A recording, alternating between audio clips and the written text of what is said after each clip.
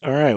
In this part of the video series, I'm going to talk about the principal stresses and the eigenvectors, or the axes in which the principal stresses act for the 3D stress state and the 3D Cauchy stress tensor. So if you remember from the previous video, if you find the determinant of this matrix here and set it equal to 0, you can solve for the eigenvalues, which are the principal stresses.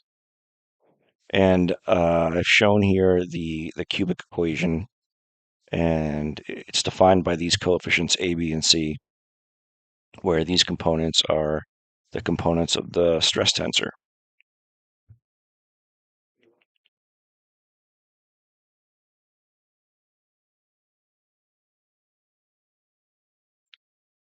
So solving this cubic equation, there is an algebraic solution, and I believe if you have a copy of Machinery's Handbook, there it shows how you can solve it with algebra and some geometry. But to solve this cubic equation, you can also use, let's say, a numerical method or root finding method. And then you can use the quadratic. You can deflate the cubic to a quadratic equation and then solve it with the quadratic formula. You can also use MATLAB or Python. So if you plug your stress tensor in to a 3x3 matrix in MATLAB or Python, you will get you can use some of the functions to get the eigenvalues and eigenvectors. And one of the things I wanted to point out is that these coefficients are invariant.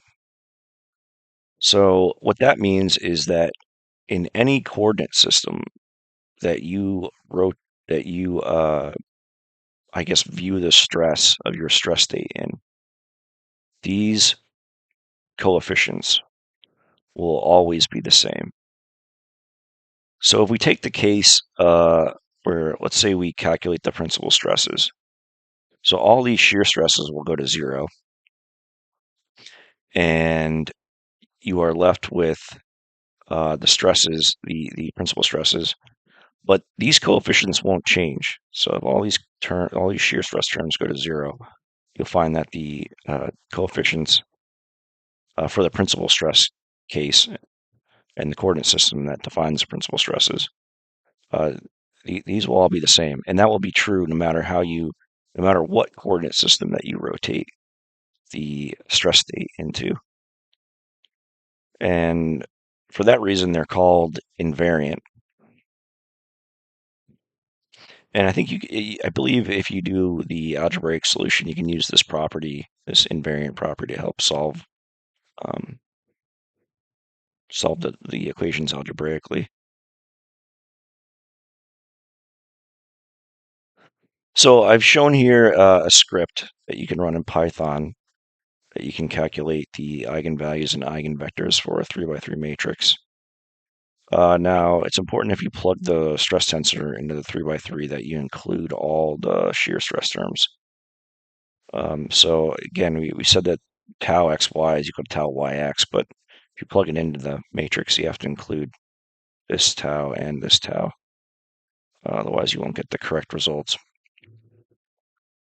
And the principal stress is what is going to be the maximum, the max eigenvalue of your 3 eigenvalues that you get. Your minimal principal stress is the minimum eigenvalue, and the middle would be the middle of those. And again, the reason why the principal stresses are important is because you can use those principal stresses to calculate the max shear stress in the part. And that is going to be your maximum principal stress minus your minimum principal stress over 2. And again, the principal stresses act in directions that are defined by the eigenvectors. Uh, and that in that coordinate system, if you look at, let's say, again, if you look at the stress in the y prime direction, that's going to be equal to 1 principal stress. And likewise for, say, z prime and x prime. And in this state, there won't be any shear stresses. So the stresses will only act in those y prime, z prime, x prime. Now, again, just because we've looked at the stresses in the coordinate system defined by the eigenvectors and the shear stress in that coordinate system is zero, does not mean that the shear stress in the part is zero. So you have to remember, when you load the part and you fix the boundary conditions, or if you're doing this in ANSYS, there is shear stress in that part. It's just that you can create a coordinate system where the shear stress viewed in that coordinate system is zero. So the actual shear stress in the part, the maximum shear stress, is going to be a function of the principal stresses.